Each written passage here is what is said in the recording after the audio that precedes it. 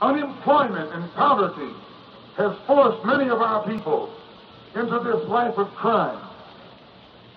But as we pointed out a couple of weeks ago, the real criminal is in City Hall downtown.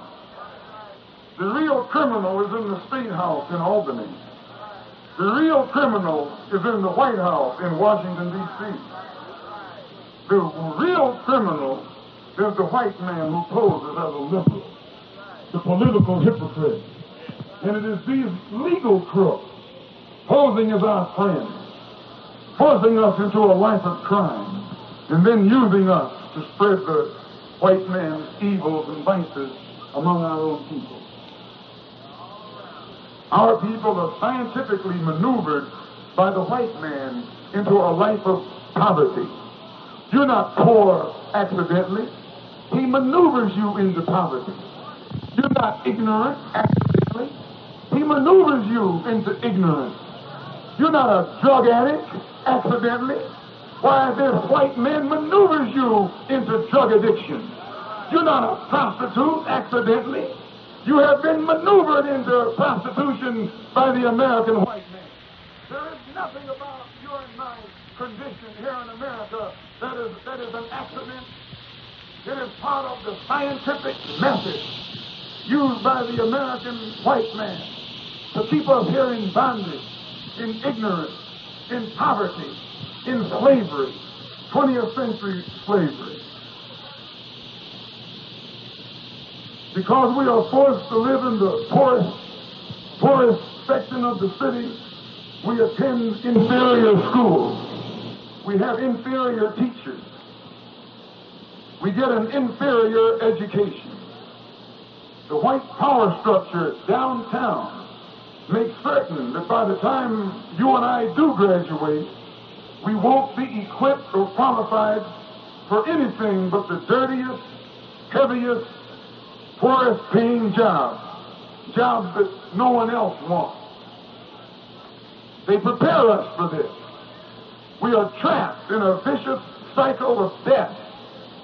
Inferior jobs, inferior housing, inferior education, which again leads to inferior jobs. We spend a lifetime in this vicious cycle, going in circles, giving birth to children who see no hope or future but to follow in the miserable footsteps of their poverty-stricken parents. We saw no solution to our problems. We saw no real leader among our people.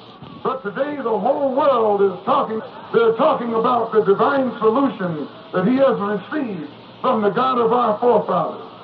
Not a temporary solution which will benefit only the hand-picked upper-class Negroes, but a solution divinely designed to solve the plight of the black masses permanently and forever. But the government does not want our people to listen and understand the solution that God has given, because the government is against God. I say the government is against God. In order to trick our people away from God's true solution, the government is trying to deceive you with a false solution, a phony solution, a deceitful solution called token integration. Don't you know tokenism is a drag? When you go to the subway for a token, is that token money? No. It's a substitute for money. It's not the real thing. It's a substitute. It's a pacifier. When your baby starts crying at home because it's hungry, and you don't want to give your baby any milk, what do you give it? A pacifier, a substitute, tokenism. And that's the same thing that this blue-eyed white man is tricking you and me with today.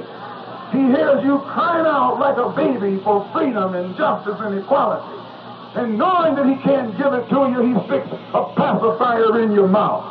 He gives you tokenism, little crumbs, He sticks a couple Negroes in the University of Mississippi and tells you it's integrated.